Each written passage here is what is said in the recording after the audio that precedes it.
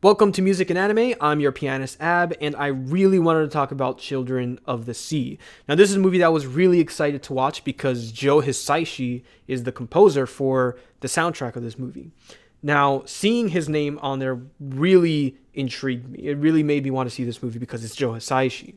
Now, I listened to the soundtrack of the movie before actually watching it because the soundtrack had been posted before the movie came out, on Blu-ray at least. So I listened to the soundtrack, and he took a very minimalistic approach to the music for this movie, and he has his reasons why.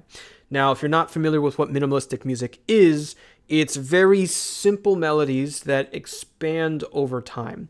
It's a very simple way of, explaining minimalistic music, but it leaves, much to be desired, or it doesn't really emulate a specific feeling. That's what minimalistic music is like. So because the music didn't really give me a sense of what to feel for this movie, I figured that the characters and the story, the way it unfolds and what the situation these characters are in would kind of make more sense with why the music is the way it is. So this movie, Children of the Sea, it's about a girl, Ruka, who goes to an aquarium that her father works in, and she meets two mysterious children there. They kind of... I'm just going to read the description of this movie because if I tried summarizing it, I'd probably butcher it or something. It says, when Ruka was younger, she saw a ghost in the water at the aquarium where her dad worked.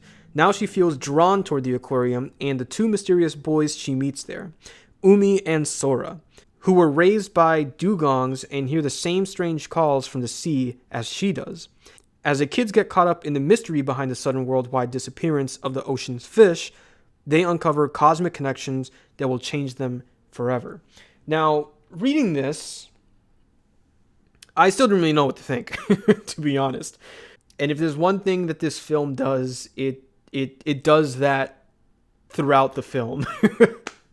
Now, this kind of movie, it might not be for everyone, and it was honestly really difficult for me to get through because I like a movie that it has a very specific theme, a very specific, thing that it's trying to tell you. To me, the beginning kind of leads you in that direction. It kind of shows that there's a specific lesson to be had for this character, Ruka.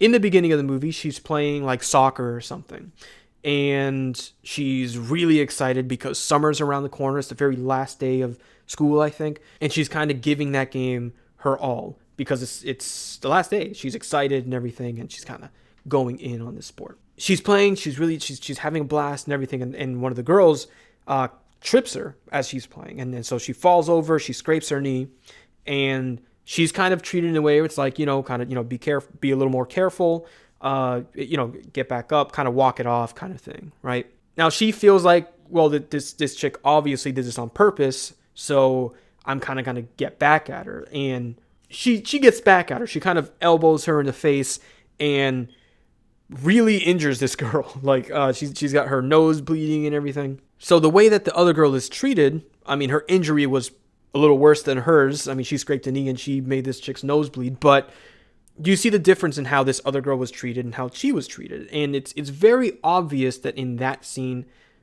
that's kind of what they're giving you to take from that. How differently she's being treated than someone else. You start to think maybe the lesson for this movie would be how maybe revenge isn't particularly a good way to go about handling a situation, or to kind of take a higher approach to handling a situation. And I'm all for it. I was like, okay, sweet. I see the build up. That's where I think this is going, right? And then the rest of the movie just happens. It is so bizarre. It was honestly a little frustrating for me because so many times the movie kind of shifts with what it's even trying to tell you. And you're trying to follow what's happening, and they give you some information about the kids that she meets at the aquarium, and there's a sense of urgency with the condition of these children. So the kids, they have some kind of skin condition because of how they grew up. They were growing up with these dugongs as like babies and stuff. So it's strange because they don't really give you much. They give you what still feels like not enough information, at least for me. I'm really not going to do the rest of the movie justice in terms of it really explaining it because of what this movie is meant to be. I'm going to read to you some stuff from the extras because looking into the extras of this movie really cleared things up for me, because when I finished it, believe me, I was incredibly frustrated. I was like, what was, why, what did I watch? What is even, and then the music, it didn't have like, So I'm going to read here what the animation director said, what he wanted you to take away from this film. He says, there's one thing that I want you to feel when watching this film. This film is a bit different from ones that have clear answers or punchlines at the end. Throughout the film, I want people to realize things that we rarely notice in our everyday lives, such as the beauty of the glittering light in a flowing river, or the beauty of reflected light when ants are carrying cicada wings. If you change your points of view and change the way you perceive the world, you can discover a different world and rediscover the connection between you and the world. That's Kenichiro Akimoto. He's a CGI director. And then the director, he goes on to say, the messages the film wants to convey are extremely simple. For example, the mystery of life and the joy of having life. And then he goes on to say that those things don't usually get too much attention, and it's a film that allows each and every viewer to have his or her own impressions and freely interpret the movie. After he said that, that's what I really wish I knew going into this movie. Knowing that this movie is supposed to be up to interpretation is definitely helpful. So there's that. Knowing that, it makes a lot of sense why Joe Hisaishi chose to do a minimalist style of music for this film, because the story is open to interpretation.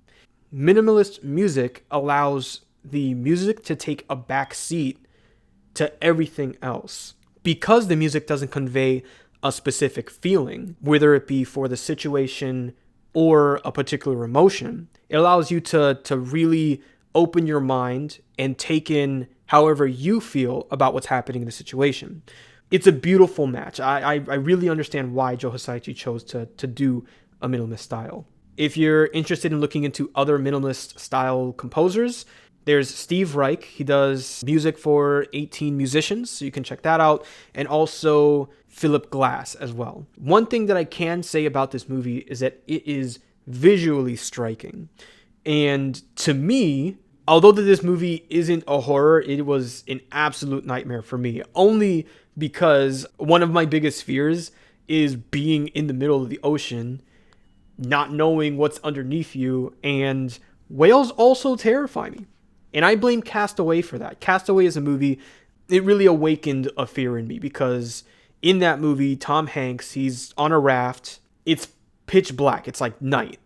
And he wakes up to a whale right next to him. You see the eye of the whale, and it is absolutely terrifying. At least for me. I didn't know I was afraid of whales. I didn't know I was afraid of that situation until I saw it, and it just awakened this fear in me. And so, yeah, ever since then, I'm just like, nah, I'm good. Whales, nah, they scare the hell out of me. So, yeah, either way, I went through this movie, and even though I find it horrific, I can definitely say that it is as beautiful as it is terrifying. So if you love sea creatures and whatever, it's going to be all the more beautiful for you. But for someone like me who's, I can still appreciate the art that went into this movie. There's a scene where the whale jumps out of the water and you see the eye, and it almost looks like the eye of a dragon or something like that. It's really cool. You get the sense that this is, there's something mystical about, like the sea creatures and stuff like that. And maybe I'll watch it again. Maybe I'll have to see. I'll try watching it again because it is a beautiful film. With all that, please let me know if you've seen the movie, what you thought about it. Did you know it was interpretational going into the movie? If not, how was your experience with it? Was it as frustrating as mine? Was it, did you get some kind of idea from it. I'm really interested to know what your thoughts of the movie are, because I legitimately had none. And on that note, yes, my camera stopped at some point. I didn't realize it, but I am interested in knowing what you guys think of this movie. I really am interested. If you like this video, please give me a thumbs up, share if you'd like, and if there's any other movies, any other anime films, or just anime in general that you'd like for me to watch and maybe, you know, talk about in the future, please let me know, and I'll definitely try to do that for you guys. But something you guys can look forward to, I am hard at work at my next mini concert series, and I will tell you it is of a spooky variety. So if you guys want, you know, take a guess as to what I might do next there as well.